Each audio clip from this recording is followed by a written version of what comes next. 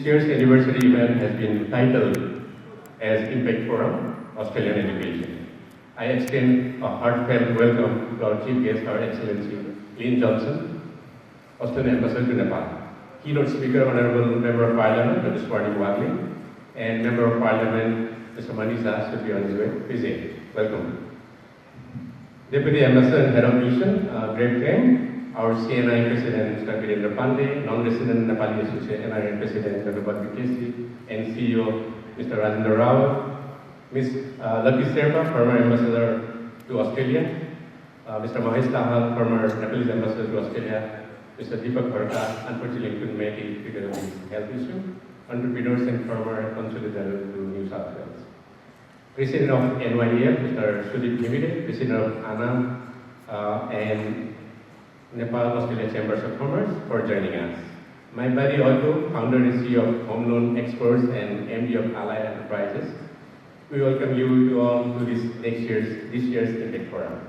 I warmly welcome representatives from Australian institutions, esteemed panelists, moderators, sponsors, editors, and members of the media, CEOs and members of the bank, invitees, and most importantly, our future students. This evening is a milestone in our journey. Having successfully concluded our AGM this afternoon, we reaffirm our mission to promote and advocate the transformative opportunities Australian education provides for Nepalese students and society. Through our Impact Forum on Australian education, we continue to highlight the meaningful contributions that education has made to Nepal's business environment, skill development, and overall quality landscape. The impact of global education in Nepal has been extraordinary. Thousands of our students have gained knowledge and experiences from Australia. And today, over 200,000 Nepalese proudly call Australia their second home or first home, with more than 70,000 currently pursuing higher education there.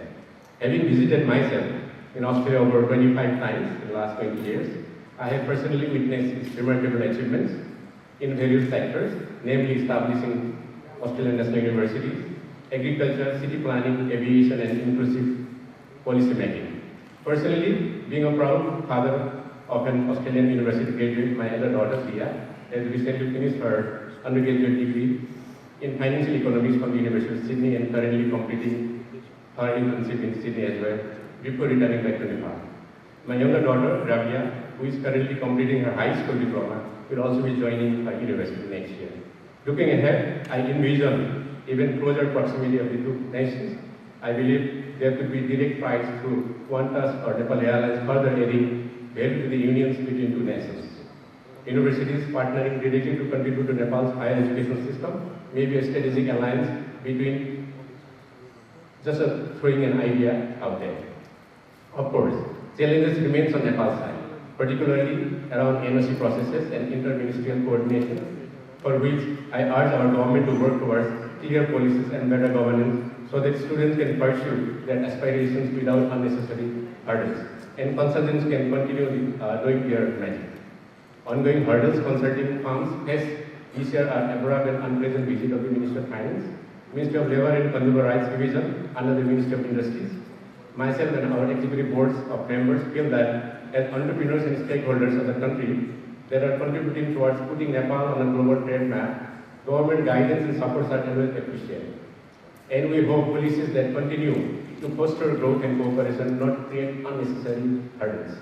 Now, AAERI Nepal, we remain committed to ensuring ethical practices, guiding students and fostering collaboration between institutions and future students, which will be adding value to our society at large. This relation between two changes, the relation between two changes and exemplary there are a lot of key takeaways we can learn from Australia.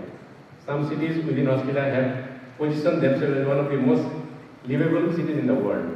To our students, I encourage you to inform choices, research thoroughly, plan financially, and prepare well for the academic journey ahead so as to not to burn a hole in your sponsor's wallet. I further encourage the youth to make most out of the great opportunity offered in Australia. Remember, your success directly depends on preparation and your commitment to your education. Now, without further ado, I further express my sincere gratitude to Ambassador Johnson, the Deputy Head of Mission, Australia, the Department of Education and Research, and our colleagues at AAERI India Nepal for their steadfast support.